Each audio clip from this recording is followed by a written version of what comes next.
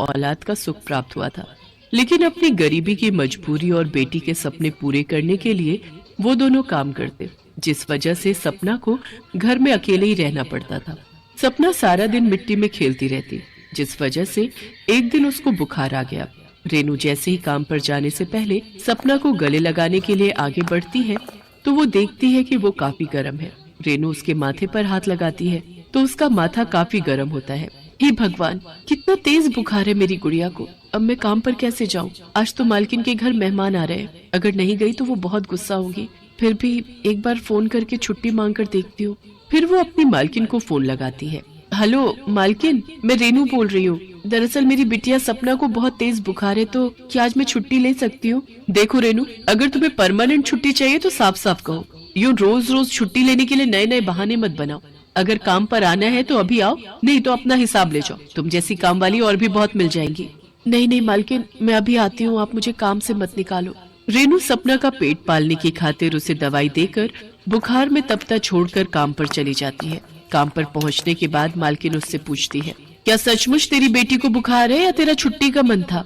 मालकिन, कौन सी माँ छुट्टी लेने के लिए अपनी बच्ची की बीमारी का झूठा बहाना बनाएगी? सचमुच में मेरी लाडो को बहुत तेज बुखार है, आज आप मेरी जल्दी छुट्टी कर देना।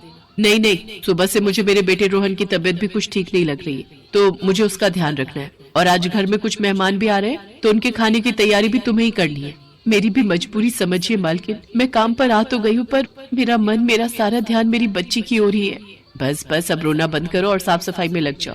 बेचारी रेनू आंखों में आंसू, मन में उदासी और चेहरे पर चिंता लिए काम में लग जाती है।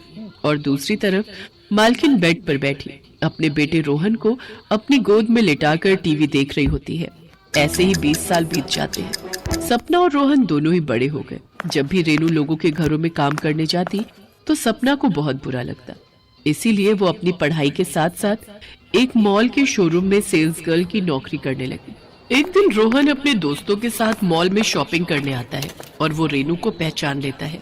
शायद मैंने तुम्हें कहीं देखा है। अरे याद आया, तुम तो वही हमारी नौकरानी, क्या नाम है उसका?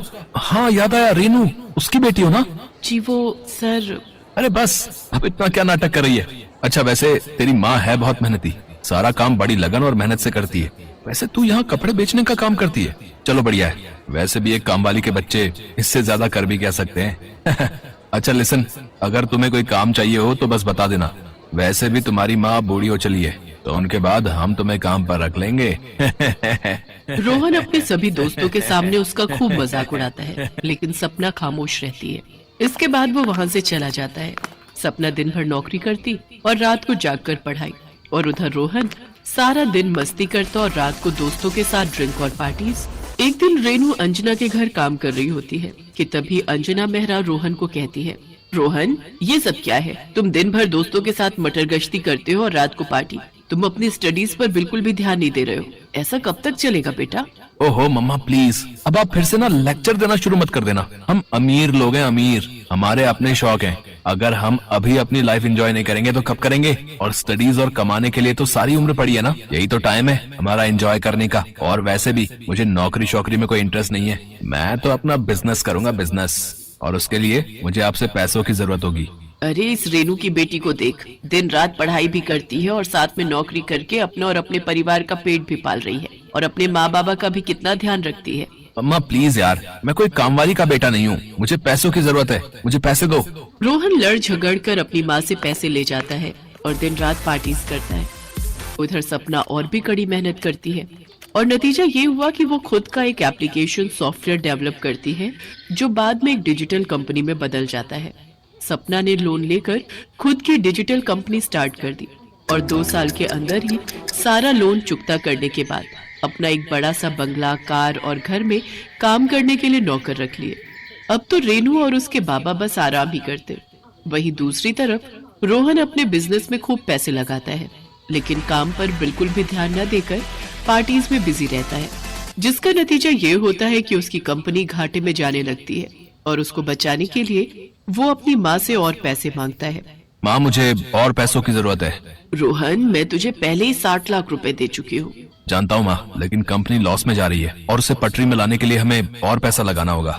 लेकिन मेरे पास अब पैसे नहीं है तुम्हें देने के लिए। माँ मैं इस घर के बेस पर बैंक से लोन ले लेता हूँ, अंजना भी रोहन की बातों में आ जाती है और अपने घर को गिरवी रख देती है और बैंक से मिले पैसे रोहन को दे देती है। फिर अंजना को पता चलता है कि रोहन सारा पैसा सट्टे में लगा रहा होता है और वो सारा पैसा हार जाता है।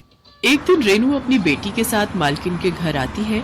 तभी अंजना और रोहन आपस में बात कर रहे होते हैं।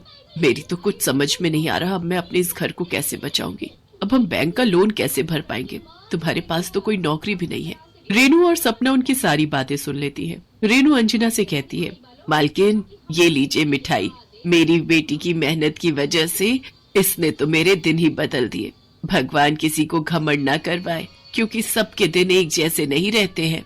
रोहन, ये लो मेरा विजिटिंग कार्ड, सुबह मेरे ऑफिस आकर मुझसे मिलना, मैं तुम्हें कोई नौकरी जरूर दे दूंगी जिससे तुम अपना घर बचा सको। थैंक यू सो मच सपना। तुम्हारी बहुत मेहरबानी बेटा, हम तुम्हारा ये एहसान कभी नहीं भूलेंगे।